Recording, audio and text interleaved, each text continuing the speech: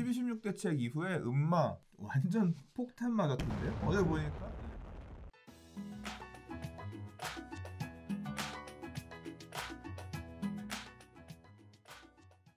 좋아요와 구독하기는 사랑입니다. 네, 안녕하십니까. 2020년 2월 8일 한발 앞서 소식을 전하는 고품격 부동산 토크쇼 부동산 별별 수다에 오신 여러분을 환영합니다.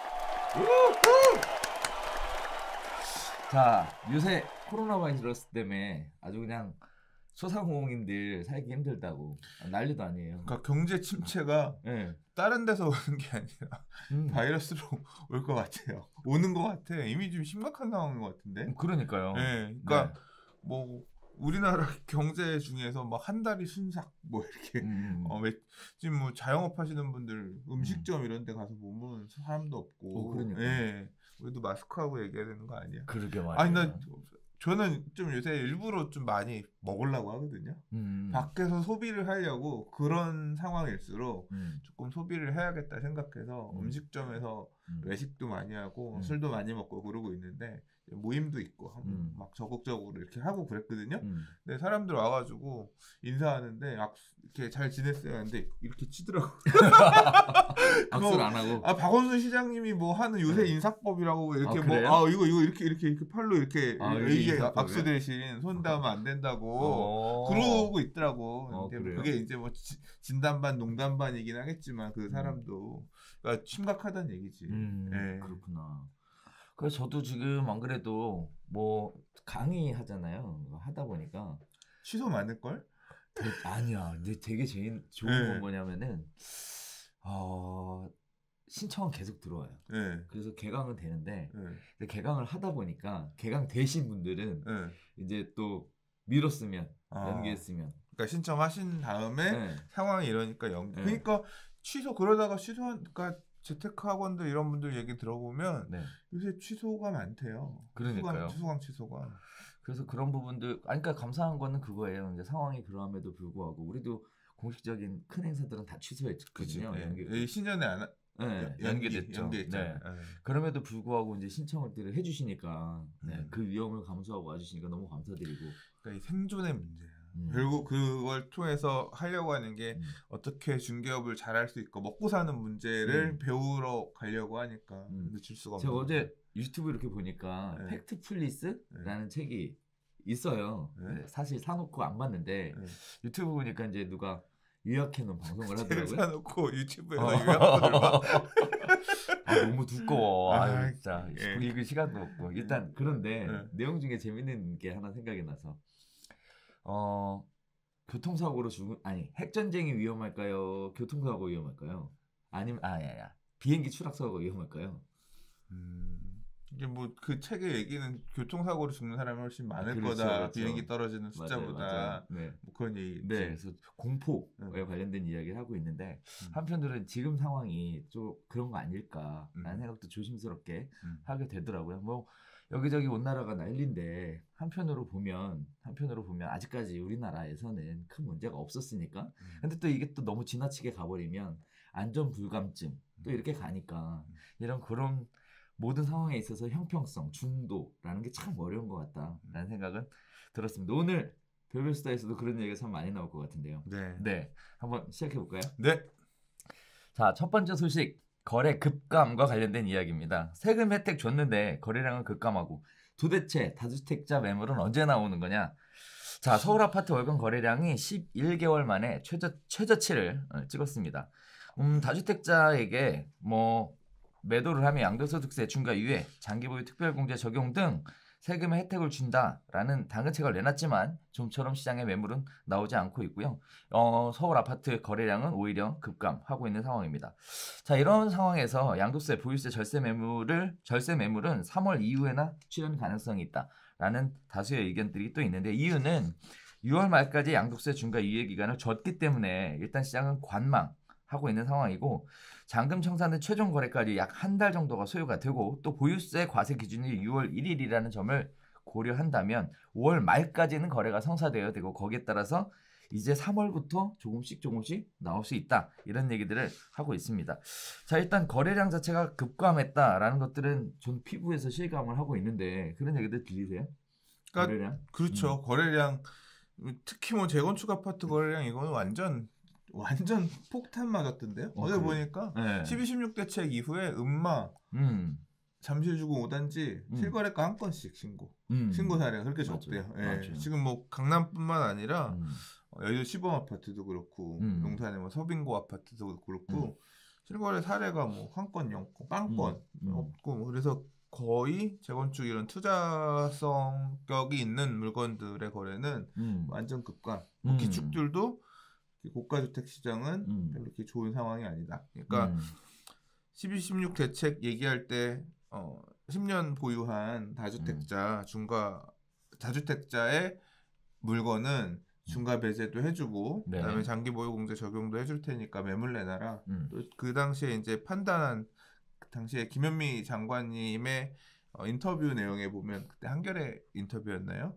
그 다주택자의 10년 이상 재고주택 물건이 12만 한 13만 건 가까이 된다 그랬어요. 그러면 자기는 연평균 서울에 지금 공급되고 있는 아파트 물량의 거의 3년치 정도 해당하는 거라 그 물량 중에 일부만 시장에 나와줘도 부족하다라고 한 재고주택 매물을 충분히 채워줄 거다 이런 판단이었는데 매수가 안 붙는 건지 또는 이제 그 물건 자체를 결국 매매가 안 된다는 얘기는 매수자가 박수를 쳐주지 않으니까 매도자는 내놓으려고 의사가 있어도 매수자가 받아주지 않은 거래가 안 되는 거잖아요. 그렇죠. 그러니까 여전히 매수자들이 생각할 때는 매도 호가가 우리 생각보다 높다라고 해서 거래가 안 되는 부분일 수도 있고요. 그렇기 때문에 만약에 그런 내용이라고 하면 결국 이 유예 기간이 그러니까 이렇게 중과 혜택을 받을 수 있고 그 다음에 그 장기보유 공제 적용을 받을 수 있는 시점 데드라인이 이제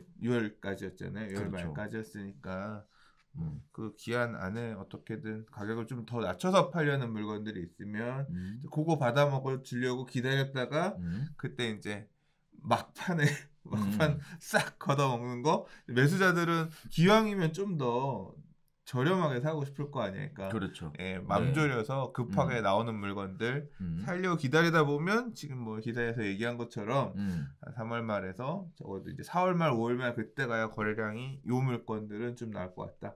이제 그런 판단도 어느 정도 맞는 얘기 같아요. 네. 저도 살짝 걱정이 되는 게 뭐냐면 지금 12, 16 사태 그 대책 발표되고 나서부터 매수자가 굉장히 많이 위축이 됐는데 발표되고 나서부터 위축된 거는 그래도 간간히 문의 전화는 왔고 시장 동향을 살피는 문의도 왔었어요.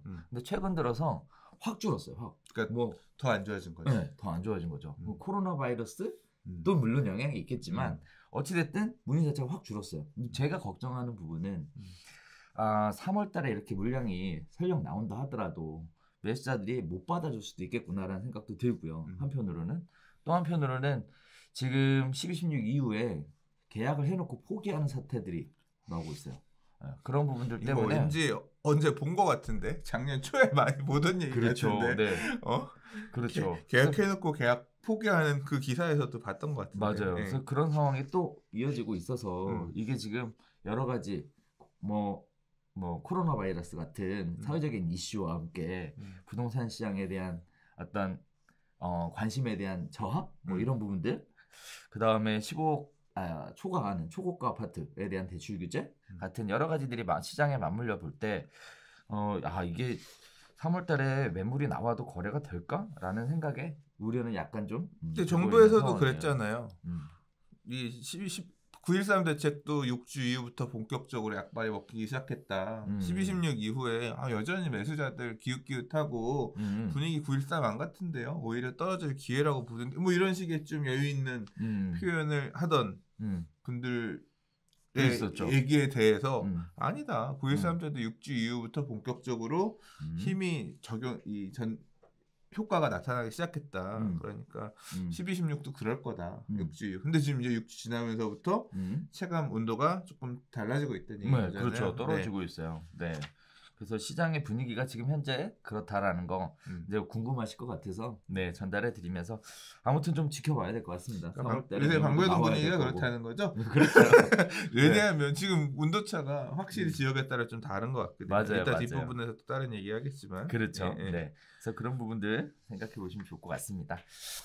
자, 두 번째 이야기 넘어가 보도록 할 텐데요. 일단 이 두 번째 이야기, 세 번째 이야기는 좀 제가 구분을 좀 해봤어요. 네. 10억 초과하는 아파트, 그다음 9억 초과하는 아파트 이 사이에 어떠한 온도 차이들이 있는지 네. 이를 가지고 이야기 한번 해보도록 할 텐데, 자, 오늘의 이슈입니다. 15억 넘는 아파트와 9억을 초과하는 아파트, 그리고 이슈 지역에 대한 이야기 해보도록 할 텐데요. 자, 일단 15억 넘보던 강북의 새 아파트 규제에 뒷걸음질 치고 있다. 다시 얘기하면 15억 넘는 아파트에 대한 차별에 대한 시장의 반응에 대한 이야기인데요. 9.13 때부터 상황이 나빠져서 음마 잠실 주공 5단지는 2달 동안 실거래 신고 1건 정도밖에 되지 않았다. 그다음에 엎친 데 덮친 격으로 강남 3구 첫 코로나 바이러스 확진자 소식에 일파만파 퍼져나가고 있다. 자, 그다음에 비강남 핵심지 아파트 15억을 눈앞에 두고 오히려 가격을 치고 올라가지 못하고 내려가고 있다. 대표적인 케이스로 마포하고 기름 뉴타운. 기름 뉴타운이 15억 얘기가 나올 정도가 됐다는 게 어마어마한 것 그렇죠. 같아요. 예. 네. 이거 7억 얘기가 7억이나 해? 뭐 하고 했던 게 몇 년 전인데 맞아요. 12억, 13억이야. 근데 이제 15억 얘기까지 나왔네. 근데 여기 기름 센터피스? 센터피스. 기름 2확장구요. 네, 여기는 위치가 굉장히 좋던데요. 그러니까 기름 뉴타운 안에서는 네. 대장이죠 지금. 그렇죠. 가격 최고 이끌어가는. 네네. 그 여러 가지 조건에 있어서 나쁘지 않은 굉장히 관심이 갈 만한 그런 단지인데, 어쨌든 가격 자체가 15억을 넘으려고 준비하고 있다는 사실도 어떻게 보면 쇼킹하긴 합니다. 또 완판 행렬이던 보류지도 15억을 넘겨서 응찰을 했더니 뭐 유찰됐다라는 얘기인데, 신길 뉴타운의 보람의 SK뷰 보류지에 관련된 이야기가 있었습니다.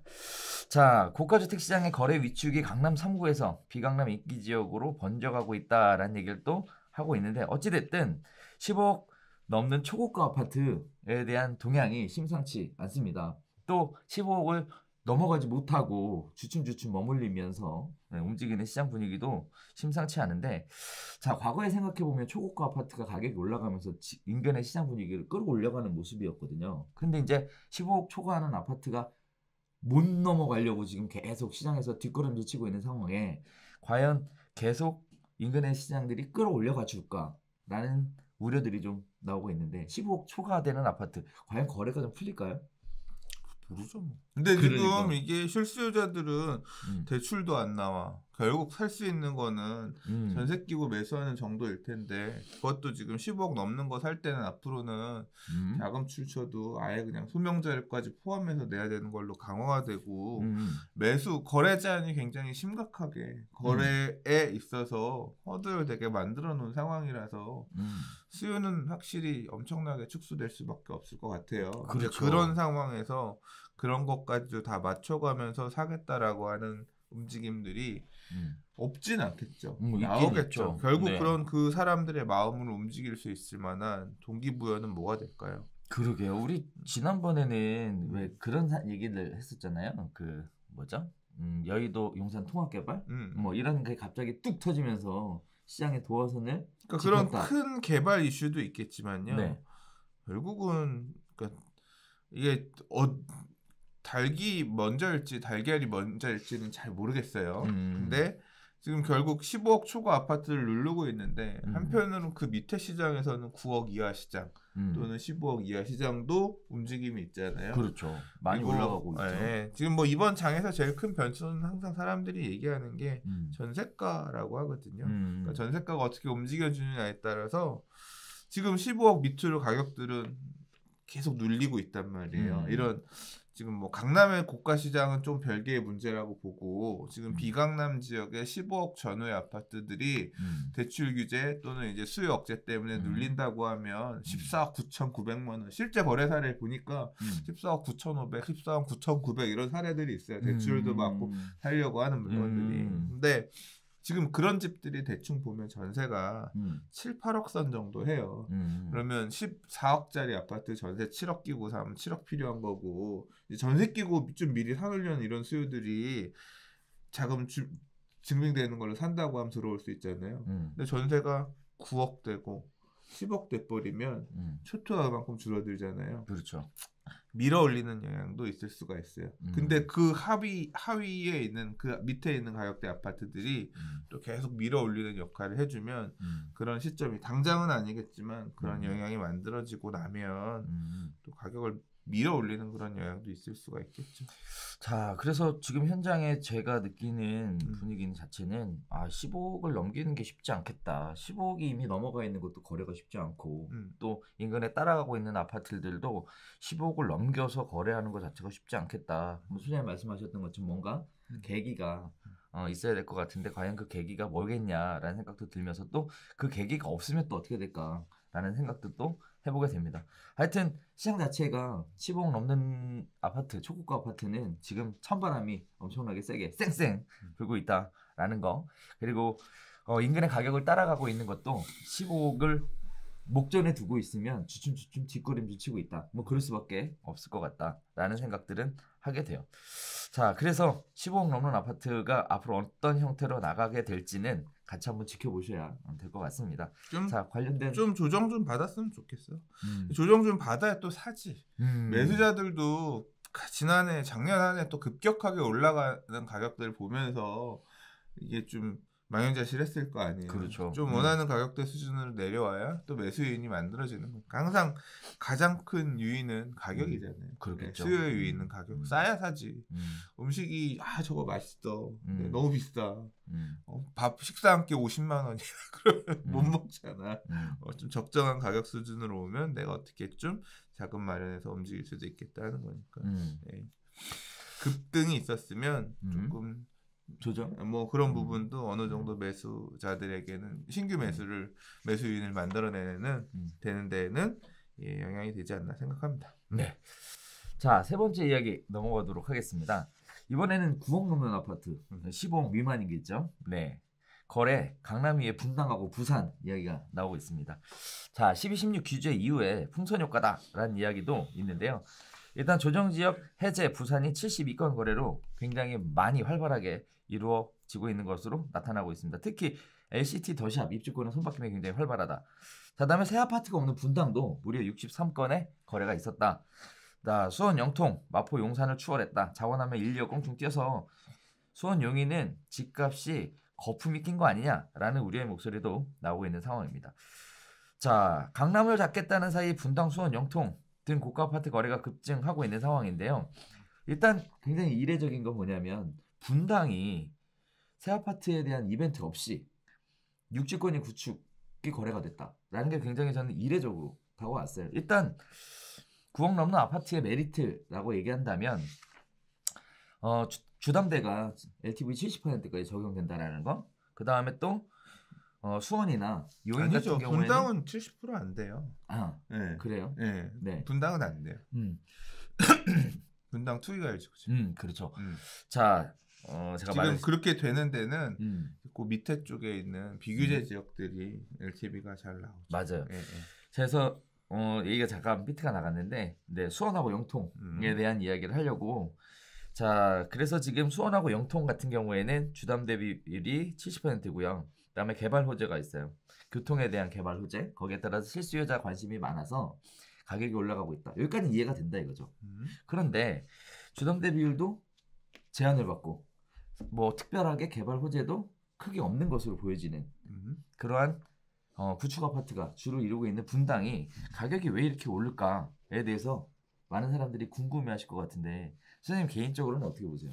분당은 이제 서울의 남부 지역에서는 가장 천당 아래 분당 소리가 있을 정도로 가장 핵심 지역이죠. 근데 분당은 약점이 낡았죠. 약점이자 그렇죠. 강점이 낡았기 때문에 지금 일단 주거 만족도는 상대적으로 낮을 수 있지만 또 인프라는 제일 좋아요. 그래서 뭐 교육이라든가 이런 부분 때문에 전세라든가 이런 수요는 탄탄하게 있는 편이고 근데 이제 이 분당보다 입지는 살짝 빠지지만 분당을 대체할 수 있을 거라고 생각하는 그 이외의 택지 개발들이 많이 있었잖아요. 그러니까 수지라든가 용인이라든가 이제 이런 지역에 있는 아파트들이 신축들이 갑자기 요번 지금 12.16 이후 정확하게 얘기하면 12.16 이후라기보다는 그 전부터 작년 하반기부터 본격적으로 수도권 투자의 흐름, 매수의 흐름이 서울 안에서 서울의 핵심 지역, 서울의 비핵심 지역에서 수도권의 저규제 지역, 비규제 지역들로 이렇게 옮겨왔거든요. 그러면서 뭐 지금 수용성 얘기도 했지만 수원 그 용인 수지에서도 뭐 호가 14억짜리 아파트가 나오고 하고 있어요. 그러면 이 안에서 또 영향을 끼치는 겁니다. 그러니까 서울 안에서도 아까 예를 들어서 뭐 지금 기름 뉴타운에 센터피스가 15억 호가래. 그러면 누구 영향을 끼치겠어요? 상급지에 있는 기축 아파트, 야 저기 기름 뉴타운도 15억인데 우리도 15억은 받아야 되는 거 아니야. 이런 영향이 만들어지는 것처럼 이 수도권 남부권에 있는 신축들 중에서 이제 신고가가 나오고 가격들이 올라간 애들이 나오면 그 수도권 남부권에 있는 기축들 또는 인프라가 잘 갖춰져 있는 주거 지역에서도 경쟁력이 있는 물건들이 상대적으로 싸 보이는 거예요. 야, 수지가 아무리 그래도 지금 호가 14억 나오는데 분당 이 가격이면 싼 거 아니야? 그러면 이제 그런 걸 그러니까 결국 왜냐하면 매수자층은 고민하거든요. 수지의 새 신축을 살까? 또는 그냥 잘 갖춰져 있는 분당, 재건축 또는 리모델링, 재건축할 수도 있고 당장은 아니겠지만 근데 여기 지금 분당 들어가서 살면 뭐 애들 학교나 이런 부분들은 어느 정도 되고 집은 조금 낡았지만 출퇴근 이런 것들은 인프라는 좀 더 좋고 그러면 고려해서 갈까 이런 거 고민을 하다가 아 저희가 저렇게 올라버려서 저건 못 사겠다 사긴 사야겠는데 그럼 분당 구축이라도 이거 이 돈 주고 살까 하면서 거래들이 일어나지 않았을까. 수요들은 그런 판단을 하면서 그러니까 결국 거래량이 한쪽에서 터져주니까 상대적으로 싸 보이는 쪽으로도 선택을 해야 되니까. 왜냐하면 지금 선택 안 하고 눌러 앉았다가 서울에서 지난 상승장에서 봤던 것처럼 얘도 막 다 갑자기 갇혀 올라가 버려. 그러면 나는 결국 매수 타이밍을 놓치게 되는 거잖아요. 그러니까 그런 매수자들이 움직이면서 거래량을 조금 만들어주지 않았나 싶어요. 근데 이게 거래량이 엄청 많은 건 아닌 것 같은데. 그렇죠. 예. 네. 그런 매수들이 일부 있었다. 거래량은 많지 않은데 가격이 많이 올라가는 이런 모습들 보여주는데 과거의 사례에 보면 강남이 올라가고 그다음에 분당이 따라 올라가고 그다음에 이제 용인하고 수지가 같이 움직이고 이런 형태였는데 지금 수장님 얘기하시는 것처럼 지금도 그렇지. 분당이 안 오른 게 아니라 분당이 지금 오른 게 아니에요. 계속 올랐어. 그렇죠. 예, 지금 상승률로 따지면 작년 2019년 18년 이런 때 항상 과천 분당은 서울보다 더 높은 상승률로 오르내렸던 지역이란 말이에요. 분당으로 매수의 흐름은 이미 벌써 제가 보기만 해 3년 전, 4년 전부터 강남 치고 올라가고 나서 강남 사모님들 분당 가서 분당이 너무 싸. 그러니까 전 텀의 흐름이죠. 그러니까 2000년대에 2004년, 3년, 5년 뭐 이 당시에 서울 오르고 분당 쫓아갔던 거 보고서 야 서울 올라갔으니까 이제 분당 같이 하면서 강남 사모님들 가서 엄청 사놓고 막 그랬었거든요. 이제 그런 것처럼 마찬가지로 그 2010년대에도 어게인에서 움직였죠. 매수의 흐름들, 투자의 흐름을 갔던 부분이 있고 지금 시점에서 또 왜 이렇게 분당 보느냐는 저는 또 수도권에 있는 신축들이 가격을 이끌어주면서 분당이 싸 보인다라는 수요가 지금 가지 않았나 싶어요. 네.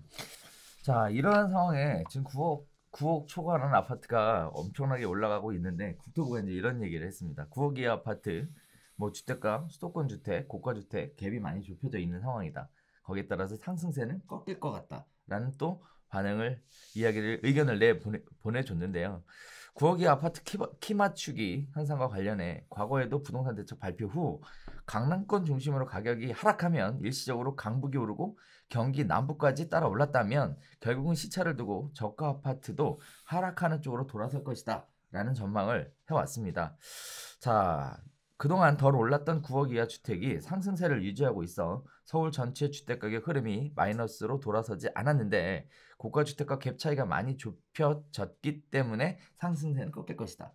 뭐 이런 식의 이야기를 하고 있는데 지금 그래서 추가 대책에 대한 이야기도 지금 여러 가지 루트를 통해서 얘기를 들어보면 그렇게 서두르고 준비하고 있는 모습 이런 건 안 보이는 것 같아요. 그러니까 1월 초만 하더라도 대통령 신년사나 아니면 뭐 당시에도 정부 관계자들이 나와서 굉장히 강력하게 추가 대책에 대한 언급들을 했거든요. 그렇죠. 뭐가 나올 수도 있다. 근데 12.16 이후에 지금 한 6주 지나고 나서부터는 좀 안정세로 가는 모습을 보이니까 그런 얘기가 쏙 들어갔고 말씀하셨던 대로 이게 뭐 이제 어제 기사에서 보면 국토부의 고위 공무원 그러니까 이름 누군지는 안 나왔어요.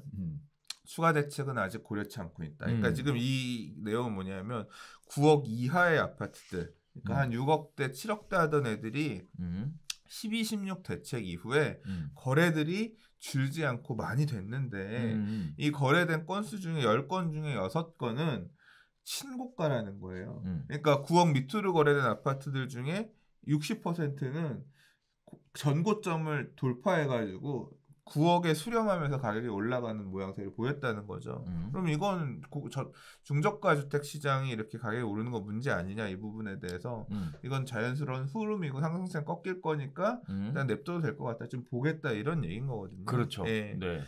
근데 그거는 뭐 제가 생각할 때는 이게 부동산 가격이라고 하는 게 하방 경직성이 있어서 이게 물론 안정세가 이제 9억 목표치까지 왔으니까 조정받으면서 또는 이제 너무 비싸졌으니까 그 돈 주고 못 사겠다라고 하면서 거래는 줄고 이제 약간 좀 안정화되는 모양새는 보이겠죠. 근데 거래량은 엄청 줄어들 거고 가격이 여기서부터 이제 빠질 것이냐의 문제는 또 별개의 문제인 거예요. 빠지는 데는 시간이 걸리겠죠. 왜냐하면 매도자들은 우리 동네 이제 물 들어와서 우리 옆집 얼마에 팔렸는지 아는데 그렇다고 해서 내가 옆집보다 싸게 팔란 말이냐? 나는 우리 옆집에 사줄 수 있는 사람 정도 나올 때까지 기다릴래. 뭐 이제 이러면서 가격이 좀 지지받는 저가 중저가 주택 시장은 그런 흐름이 좀 가지 않겠냐. 그러면 매수자는 야, 그 돈은 내가 못 사겠다. 위에 고가 주택들도 저렇게 떨어지고 그러는데 뭐 니네 그 돈 주고 어떻게 사냐? 매수자들이 그러면 가격이 안 맞으니까 거래가 안 되고 거래가 안 되니까 또 거래 절벽으로 오는 거죠. 중개업소 사장님들만 이제 일하기 힘들지 뭐. 자, 그래서 이제 뭐 여기서 정부의 고위 관계자가 이런 이야기를 했다라는 부분에 있어서 사실 가격이 하락하는 부분은 단기에 나타나는 현상은 아니니까 어떻게 보면 뭐 상황인 만큼 하락이라는 단어를 썼지만 이 얘기를 조금 다른 쪽으로 본다면 하락이 아니라 안정세를 잡아갈 수 있을 거다라고 정부는 예상한다. 이렇게 생각해도 될 것 같습니다. 쫓아 올라간 부분에 대해서 이렇게 별로 문제 삼지 않고 좀 드세요. 뭐 그런 뉘앙스도 같아. 아 이제 올려드렸으니까 맛있게 잘 드시고 만족하면서 세금 많이 내세요.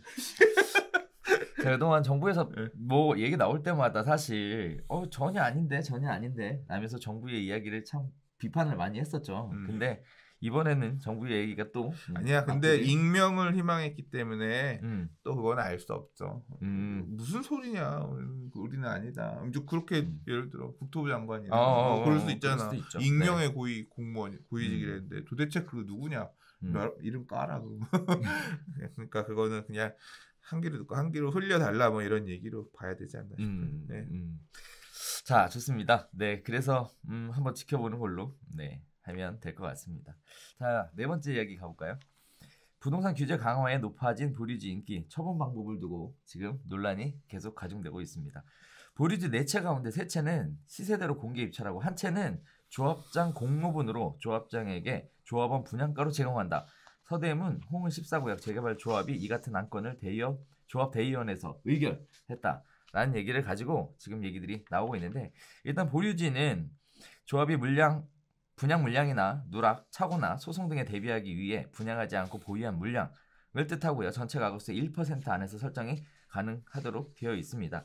자, 이제 설정된 보류지를 처분하는 방식에 있어서 논란이 나오고 있는데 일단 얘기가 나왔던 것들이 강동구 고덕주공 3단지, 서대문구 홍은 14구역 재개발 조합.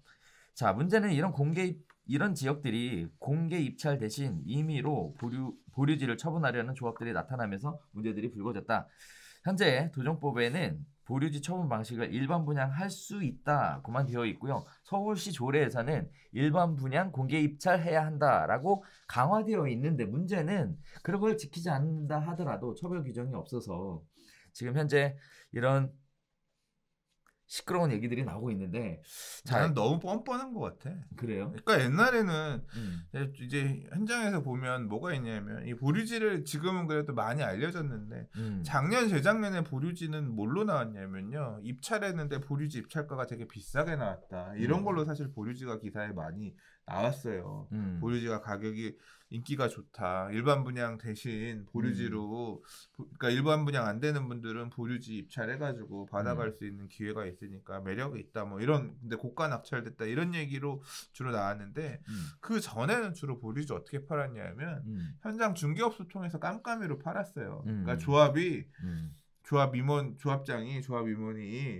이거 보류지 가격 얼마 매각 가격 잡아놨는데 그러니까 수의 계약 해줄 건데 그렇죠. 좀 웃돈 좀 얹어서 팔아라 우리 좀 챙겨줘 뭐 이런 식으로 그것도 부정한 거죠. 부정한 거죠. 네, 부정한 거지만 그렇다고 해서 그걸 뭐 웃돈 얹어줘를 몇 억씩 이렇게 내놓으란 건 아니었단 말이야. 근데 되게 뻔뻔해 내가 볼 때는 뭐 3억짜리를 지금 시세가 6, 7억 하는 거를 3억 조합원 분양가에 우리 고생했으니까 주세요. 진짜 되게 뻔뻔한 거 아니에요? 제가 생각할 때는. 그러니까 우리 고생했으니까 그러니까 돈을 몇 억 그냥 달라는 거 아니야. 달라는 거죠. 인센 달라는 거죠. 인센티브를 준다는 거는 그러면 인센티브를 어떻게 하겠다라는 거에 대한 명시적인 근거가 있거나 뭐가 있거나 물론 줄 수도 있지. 조합원들이 정하는 거니까. 근데 저는 그럼 누구는 주고 누구는 고생하고 누구 고생 안 했어? 조합위원 중에서 얘는 특별히 조합장은 특별히 고생했고 그럼 조합에서 상근으로 일하시는 분들 많잖아. 그리고 그렇게 따지면 조합장이 종신처럼 계속 하신 분도 있겠지만 조합 임원들도 계속 갈리고 바뀌고 하잖아요. 그러니까 저는 이런 식의 지급은 조금 제가 조합원이라고 하더라도 납득이 잘 안 될 것 같아. 그러니까 합리적으로 지급을 해야 된다고. 그러니까 여러 가지 이유가 있지만 사업을 가는 데 있어서 조합에서 상근으로 일하는 또는 밖에서 일한다고 하더라도 여러 사람들이 다 같이 고생하는 거고 이것도 보면 조합 임원들도 다 선거를 통해서 뽑는 거기 때문에 근무한 시점들이 다 다르잖아요. 다르죠. 그 사람들에 대한 보상도 충분히 돼야 되는 거예요. 그래서 제일 합리적인 방안은 이 조합 월급이 되게 적은 경우들이 많아요. 많죠. 아주 적죠. 조합의 급여가 합리적으로 조정되는 게 맞는 거지. 고생했으니까 이렇게 나중에 한 번에 몇 억 먹어라. 그걸 니들이 좀 조합원들이 받아들여달라. 이런 식의 모양새는 옛날에는 모르겠어요. 옛날에는 조합에서 막 암암리에 해먹고 이런 게 되게 많았죠. 지금은 못 받는지는 잘 모르겠어요. 지금은 없겠지. 왜냐하면 되게 강화가 됐으니까. 그러니까 막 이렇게 뒷돈 받고 이런 것들 이제 그런 거 못 받으니까 난 이거라도 해서 좀 보상을 받아야겠다. 근데 그거는 좀 아닌 것 같고 차라리 급여 현실화 부분이 맞는 얘기지. 이런 식으로 뭐 하나 보류지를 나한테 시세 차익을 충분히 누릴 수 있게끔 달라. 이런 걸로 가는 건 그러니까 그냥 개인적인 얘기예요. 개인적인 의견으로는 적절치 않은 것 같고. 근데 이게 이제 하나 두 개 이렇게 해서 받아가는 데가 나오니까 큰 흐름이에요. 이게 뭐 서울만 이런 게 아니라 지방에도 이런 식으로 갔다가 조합원들이 들고 일어나면 못 받은 사례도 있고 뭐 상관없이 해가지고 받아간 사례도 있고 뭐 그런 것 같습니다. 일단 소장님 얘기하셨던 것 중에 조합 임원 급여를 현실화시킬 필요가 있다. 현실화시킬 필요 있어. 나는 뭐 가끔 얘기 듣는데 부동산님도 재개발 이런 거 좀 많이 보시고 하니까 조합 임원 선거 나가셔서 하시면 안 돼요. 그랬더니 제가 그 돈 받고 왜 그 일을 해요? 그 힘든 일을 왜 그 돈 받고 해요? 나는 죽어도 안 해요. 그 돈 받고 안 해. 실제로 되게 이렇게 현실화가 안 돼 있어요. 맞아요. 그거는 급여가 조정돼야 되는 거지. 실컷 다 끝나고 나면 그때 성과급으로 보상해 주겠다? 이건 좀 약간 구조가 아닌 것 같아. 그렇죠. 자, 그래서 또 한편으로는 그렇게 요구하는 사람들이 뻔뻔하다라고 얘기할 수도 있을 것 같고 또 한편으로는 내가 이렇게 고생했으니까 인센티브를 달라라는 얘기도 있을 수 있을 것 같아요. 근데 개인적으로는 이런 생각은 좀 들어요. 어차피 얘가 진행이 되려면 총회를 거쳐야 되잖아요. 일단 단계가 그렇게 간단하게 먹고 싶다고 꾹꾹 먹어지는 게 아니거든요. 일단 첫 번째는 이사회가 통과가 돼야 돼요. 근데 이사회가 통과가 되려면 조합장 혼자 소리 지른다고 해서 이사회 통과 안 되거든요. 다시 얘기하면 어떤 그런 부분 인센티브에 대해서는 한 사람이 독식하는 게 아니라 내부적으로 이미 얘기는 정리됐을 것이다 라고 예측을 할 수 있고요. 또 두 번째는 대의원총회 관련된 건데요. 이사회가 통과가 되면 대의원총회로 가서 통과가 돼야 돼요. 그래야 총회 안건을 상정할 수 있는데 대의원총회에서도 마찬가지예요. 야, 니들끼리 혼자 다 해냐? 뭐 이렇게 얘기 나오면 대의원총회 통과되기 되게 어렵다고 보거든요. 반면에 조합원들도 마찬가지예요. 야, 무슨 이런 안건을 해?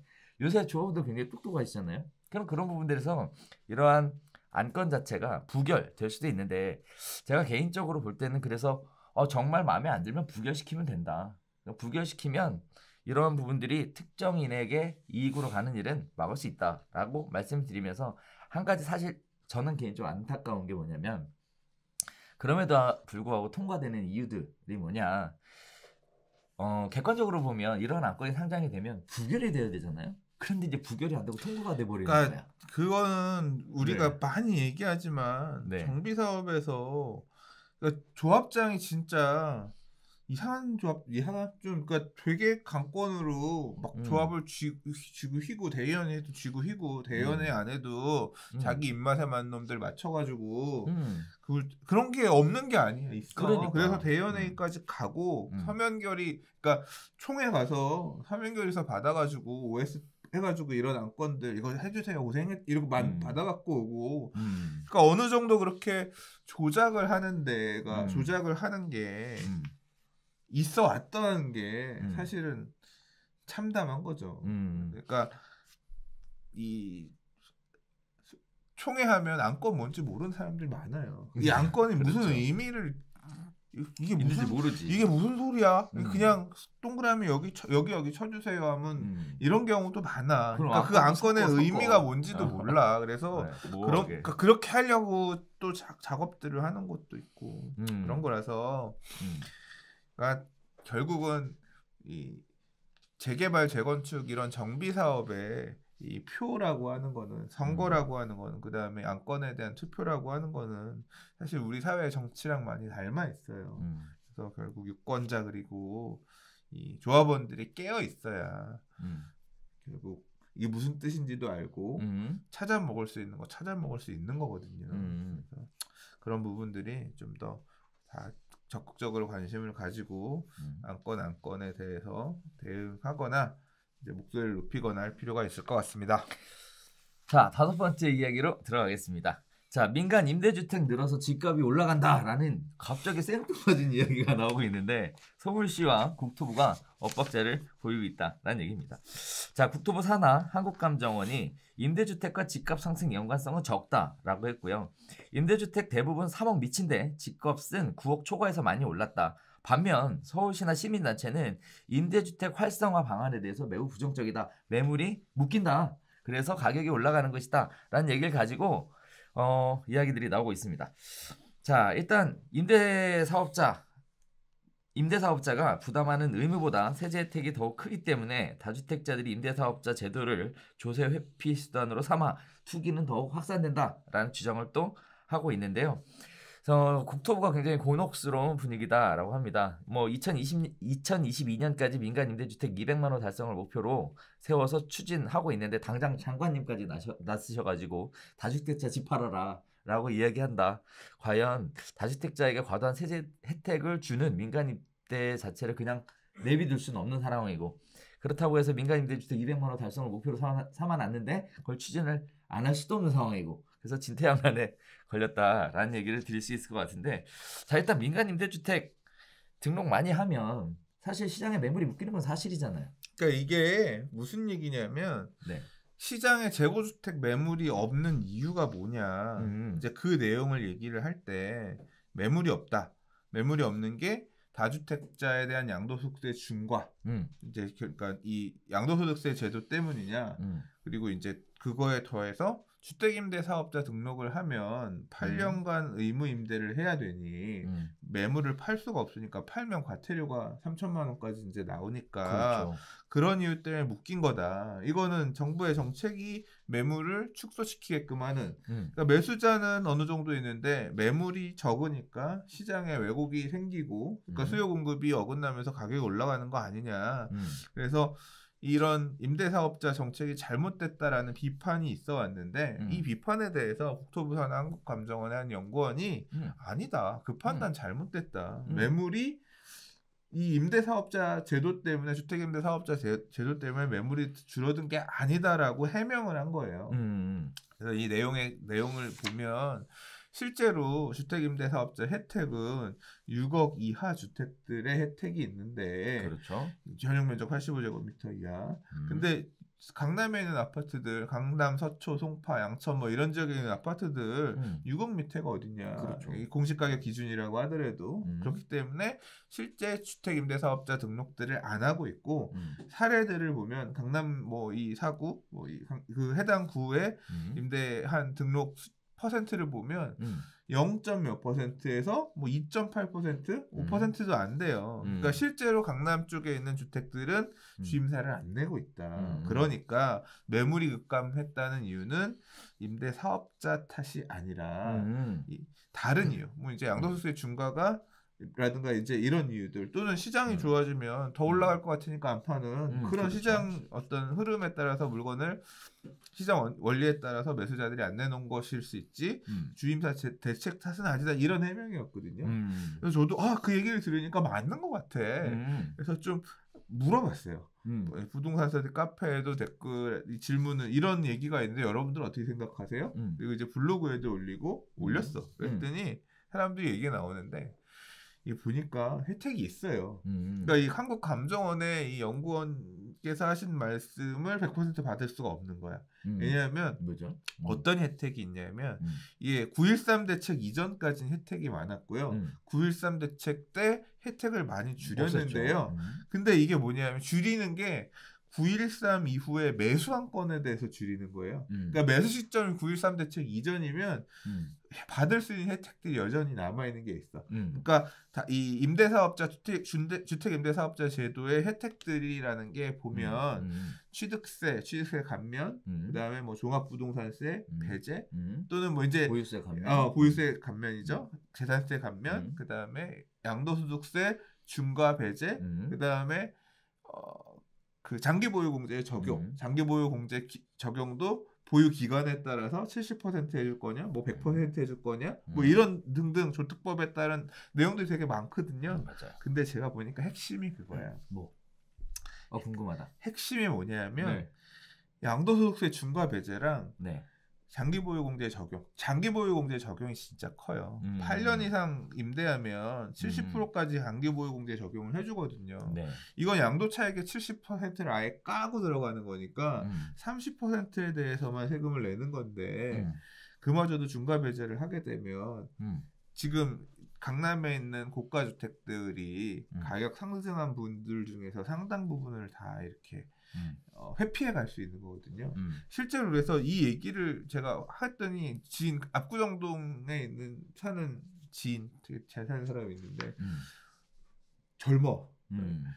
형님 그거 저희 동네는 그거 나왔을 때 많이들 등록했는데요. 당연히 6억 넘지만 그 당시에 많이들 했어요. 왜냐하면 이런 나머지 혜택들 때문에 등록한 사람들이 있어요. 보니까 그걸 받은 사람이 실제 있는 거야. 그러니까 그런 물건들이 매물 잠겨 있는 게 맞아. 그리고 반대로 또 뭐냐면 앞으로 잠길 수도 있는 거야. 상황 봐서 9.13 대책 이전에 매수했던 물건들은 상황 봐서 그냥 묶어놓고 있다가 나중에 혜택 받아서 팔까 하는 사람들은 여전히 문이 열려 있는 것이. 제가 사실 원래 종부세가 너무 많이 나와서 명의분산을 좀 이제 하려고 부부간증이나 이런 거 하려고 그랬거든요. 근데 이거가 살아 있는 거야. 왜냐하면 9.13 이전에 취득한 분이라서 이거 되는 거였어. 그래서 같은 질문을 이거 종부세 배제 되나요? 양도세 중과 배제 되나요? 요거 장기보유공제 적용되나요? 등록하면 그리고 등록하는 시점에 대해서도 그럼 임대사업자 제도의 핵심은 뭐냐면 임대료를 높이지 말라는 거거든요. 그러니까 5% 이내로 제한하는 대신 이런 혜택을 주겠다는 거잖아요. 이거 적용은 언제부터 이 5% 제한을 간에 지금 기존에 임대차가 있는데 이내와 갖다 묶어가지고 이 젤라가 내분한테 물었어. 답변들이 다 같아. 돼. 그래서 이제 모르지. 이제 이게 이슈가 되면 또 법이 안 되겠지만 그래서 저는 이거를 갖다가 증여를 하면 증여취득세는 되게 높거든요. 증여취득 진짜 높아. 증여취득세 내고 증여세 부부간 증여이긴 하지만 6억 초과분에 대해서는 또 증여세 내야 되잖아요. 그 돈을 내고 증여를 하는 것보다 그냥 임사를 등록을 해서 8년 이상 보유하고 있다가 양도를 하는 쪽이 낫겠다라는 생각이 저도 들더라고요. 그래서 지금 고민하고 있어요. 뭐 이제 올 봄 정도에 확실히 선택을 하려고 생각하는데 왜냐하면 증여를 하면 부부간 6년 증여는 10년 동안 한 번 써먹을 수 있는 거잖아. 10년간 합쳐서 6억인데 써먹으면 못 써먹는데 기임사를 내면 네. 쓸 수도 있고 네. 또 명의가 남잖아. 그러니까 그런 장단점이 있어서 그냥 사실 지금 마음은 거의 지금 정부가 남겨주었던 9.13 이전에 취득한 주택에 대한 임사를 써먹어야겠다 이런 쪽으로 지금 가고 있는 상황입니다. 당장 돈도 안 들고. 자, 그러면 결국은 이런 얘기예요. 둘 얘기가 다 맞다라는 얘기죠. 왜냐하면 임대주택 대부분이 3억 미치라고 얘기했지만 뭐 9억 초과하는 임대주택도 당연히 있을 수 있는 거고 주억 초과하는 임대주택이 이런 혜택 때문에 묶여 있는 것도 당연히 있을 수 있죠. 다만 그 수가 생각하는 것보다 많지 않았을 뿐이다. 결국은 감정원 얘기하는 것도 맞고 서울시나 시민단체가 얘기하는 것도 맞다. 더 서울시나 시민단체에서 얘기하는 부분의 영향도 간과할 수 없는 거죠. 그렇죠. 그러니까 임사가 확실히 영향을 끼치는 부분이 있는 거죠. 그렇죠. 근데 제가 개인적으로 궁금했던 건 왜 갑자기 뜬금없이 이 시점에 이런 얘기가 나왔을까? 그러니까 지금 국토부가 굉장히 적극적으로 해명해요. 그러니까 기사가 뭐만 나오잖아요. 바로 보도해명제를 다음날 나요. 여러 안건에 대해서 아닙니다. 그건 아닙니다. 공급 물량 문제 없습니다. 공급 물량 문제 있어. 기사 나오면 바로 해명제를 나오고. 선제 대응 아주 그냥. 그러니까 지금 되게 대응을 빠득빠득하고 있거든요. 바로바로 다음날 나와요. 그 얘기는 뭐겠어요? 총선이 얼마 남지 않은 거야. 제가 볼 때는 총선이 얼마 남지 않아서 우리는 적극적으로 잘 하고 있다. 언론에서 흔드는 이거는 사실과 다릅니다. 이런 식의 어떤 국토부의 다급함이 지금 현 정부의 정책에 대한 어떤 설명을 잘 충실하게 좀 소통하고 싶어하는 거 아니냐. 맞는 부분도 있고 그 해명에 좀 미심적인 부분도 있고 그렇다고 생각해요. 자, 일단 뭐 부동산 시장에 대해 굉장히 촉각을 세우고 있는 것은 사실인 것 같아요. 뭐 말씀하시는 것처럼 뭐 저도 봤는데 막 바로바로 나오더라고요. 다음날 나와요. 다음날. 그래서 비상대책 TF가 만들어서 돌아가고 있다. 이렇게 얘기해도 과언이 아닐 것 같습니다. 아무튼 부동산 시장 자체가 이렇게 어디로 튈지 모르는 굉장히 지금 뭐 불안한 상황에 놓여 있다라고 얘기해도 과언이 아닐 것 같은데 별수다 보시면서 자, 시장의 흐름이 어느 쪽으로 흘러가는지 따라가시다 보면 좀 더 읽혀지지 않을까라는 생각도 들고 있습니다. 자, 6번째 이야기입니다. 홍남기 경제부총리께서 강남 4구 전셋값 안정 추세다. 일부 불안하면 엄중 모니터링하고 있다. 뭐 이런 얘기를 말씀해 주셨는데요. 특히 강남 4구, 서울 강남, 서초, 송파, 강동 전셋값 증가율이 선저에 낮아졌다. 일부 전셋값 불안을 엄중히 모니터링하고 있다는 얘기에 대해 여러 가지 얘기들이 있어요. 그 중에 정말 제대로 된 전셋값을 측정하고 있을까에 대해 의구심이 드는 부분이 있는데요. 왜 그러냐면 전셋가격이 많이 올라가니까 반전세율이 굉장히 올라가고 있거든요. 지금 과연 반전세는 전세로 볼까요? 월세로 볼까요? 그러니까 이게 통계에 착실하고 보증금이 예를 들어 10억짜리 아파트였는데 지금 전세 시세가 12억으로 튀었어요. 그럼 이게 12억으로 찍히면 통계상으로는 보이는데 그렇죠. 반전세 부분이 이게 딱 명시적으로 나오지 않아서 10억짜리 전세를 임대인들이 그냥 보증금 12억 말고요. 10억에 40 주세요. 뭐 이런 식으로 그냥 2억에 대해서 10억에 40은 좀 그렇구나. 뭐 한 80 주세요. 10억에 80으로 주세요. 이런 식으로 반전세로 달라고 하는 거죠. 앞으로 보유세 많이 늘어나는데 80씩 받으면 1년 하면 960이네. 그럼 그 돈 받아서 소득세 내고 또는 뭐 내고 그냥 보유세 좀 반가이 할래요. 뭐 이제 이런 식으로 요청하고 그런 흐름들이 굉장히 많이 나타나고 있는데, 그러니까 임대 보증금의 월세화가 굉장히 지난해 하반기부터 급격하게 시장에 나타나고 있다. 뭐 기사들 읽어보면 뭐 대치동에 있는 이런 아파트들 나와 있는 물건의 뭐 몇십 %가 전세 물건은 하나, 반전세 물건은 3개. 뭐 이럴 정도로 이렇게 월세를 얼마라도 달라는 목소리들이 되게 크다라고 하는데 이런 부분이 통계상에 반영이 잘 안 되기 때문에 이런 위에서 보는 입장에서는 전세 가격 안정이라고 생각할 수 있지만 아니다. 사실은 월세와 진행이 통계에서 지금 드러나지 않아서 통계에서 드러나죠. 근데 전세만 놓고 보니까 전세 가격 보증금은 안 올라가니까 그냥 안 올라가나 보다 이렇게 좀 잘못 볼 수도 있다. 이제 그런 지적이 있었습니다. 네. 근데 저는 반전세 문제도 있지만 사실 생각해봐야 될 게 올 상반기까지는 입주 물량들이 그래도 좀 많이 잡혀 있는 편이에요. 올해도 입주 물량이 전체적으로 많긴 한데 2020년에 입주 물량은 많은 지역이 편제되어 있습니다. 편중되어 있어요. 영등포구 신길뉴타운 입주가 본격적으로 되면서 신길이 한 6, 7천 세대 있고요. 은평구도 한 6, 7천 세대 있고요. 강동구도 한 6천 세대 정도 있거든요. 아직 뭐 이전해서 넘어온 물량들까지 하면 더 남아 있지만 얘네가 지금 2만이 좀 넘는데 나머지 지역도 산재되어 있는데요. 강남구, 서초구 이 지역은 입주 물량 올해 별로 없어요. 그래서 제가 드리고 싶은 얘기는 강남, 서초, 송파 이런 지역의 전세 가격 불안은 사실은 나타날 수 있어요. 올해부터.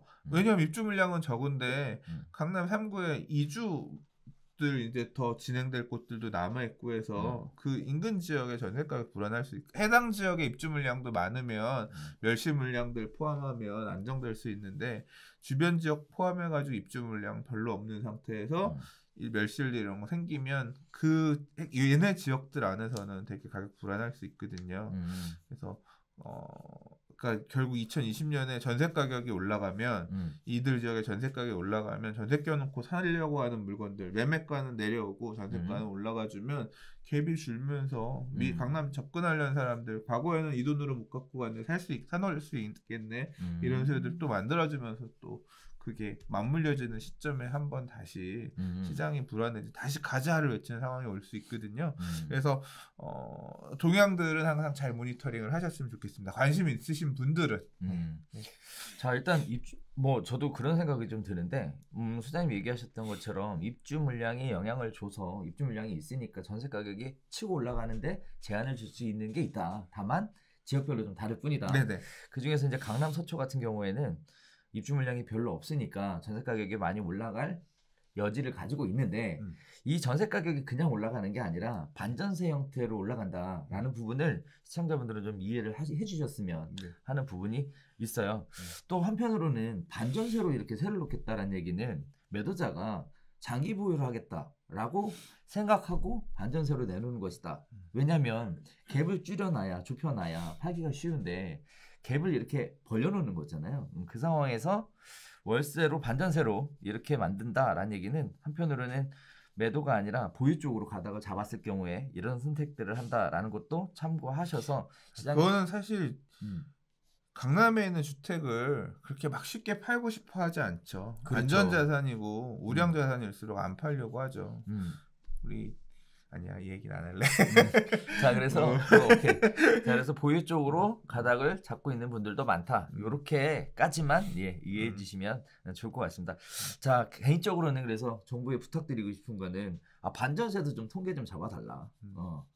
그렇게 좀 그러니까 좀 어떤 이런 월세 이런 부분들을 근데 사실 이제까지 좀 미진했죠. 임대차 관련된 DB나 이런 게 좀 아무래도 부족해서 그랬는데 뭐 앞으로 계속 이런 부분들을 정부가 지금 만들고 있을 거라고 생각합니다. 만들고 있을 거라고 생각하고 이제 그런 좀 통계라든가 이런 부분들이 잘 만들어지면 만들어질 수 있도록 만들어질수록 이제 좀 민간도 그런 공공 데이터를 통해서 더 잘 대응할 수 있을 거잖아요. 네. 또 그리고 이 정보는 어떻게 활용하느냐, 활용하는 사람과 활용하지 않는 사람이 다른 어떤 결과를 낼 테니까 이런 게 만들어지면 좋겠습니다. 좋습니다. 자, 저희가 오늘 방송을 진행을 해왔는데 여기서 멈추죠. 네. 자, 해왔는데 그 날씨가 요새 엄청나게 추워요. 갑자기 뚝 떨어진 기온 때문에 사실 엊그저께 몸살이 살짝 왔는데 좀 가까이 오셔야 돼요. 그게 몸살인지 아니면 혹시 최근에 만난 분 중에 아니야. 그 피로 때문에 갑자기 몸살이 좀 왔어요. 그래서 와가지고 열이 조금 올라가더라고요. 37도 3인가까지 뭐 올라가는데 한편으로 연락 올라가니까 불안하더라고요. 그렇지. 갈 병원이 없는 거지. 이거 잘못하다가 그냥 애 어린이집까지 다 폐쇄야. 직장 폐쇄 나오고 해서 너무 무섭는데. 그러니까요. 그래서 그런 식의 경험을 좀 해보면서 심리적으로 저도 많이 위축이 되더라고요. 아무튼 뭐 온 나라가 비상입니다. 네. 위생관리 잘하시고 전 세계가 비상인 것 같아요. 건강관리 잘하시고 위생관리 잘하시고 그다음에 마스크 꼭 착용하시고. 그러니까 이 바이러스는 면역력하고 상관이 있다며요. 그러니까 면역력이 되게 좋으면 몸에 들어올라가 해도 다 밀어낸다며요. 아 그래요? 네, 그래서 면역력을 높이려면 어떻게 해야 돼요? 술을 덜 먹어야 돼. 그러니까 몸 컨디션이 좋아야 돼. 그래요? 건강해야 돼. 네. 그럼 우린 큰일 났네. 시장님 좋아하잖아요. 그러네. 이게 딜레마네. 이게 경제를 응원하기 위해서는 소비를 많이 해줘야 되고 소비를 많이 해주려면 잘 먹어야 되는데 그냥 고기만 먹으면 팍팍하니까 술도 좀 먹어줘야 되고 근데 술 먹으면 내 면역력이 떨어지네. 이거 큰일이네. 이게. 큰일이네. 극복이 안 되네. 이 딜레마를 어떻게 소장님 그렇게 나가서 소주 한잔 하시면서 또 부동산 시장 얘기도 물어갖고 오셔야 방송에도 녹여주고 할 텐데. 그러니까. 자, 아무튼 온 나라, 온 세계가 심상치 않습니다. 갑자기 불어닥친 한파 때문에 또 감기 걸리시는 분들도 많이 계실 것 같은데요. 건강관리에 특별히 신경 쓰셔야 될 시기인 것 같습니다.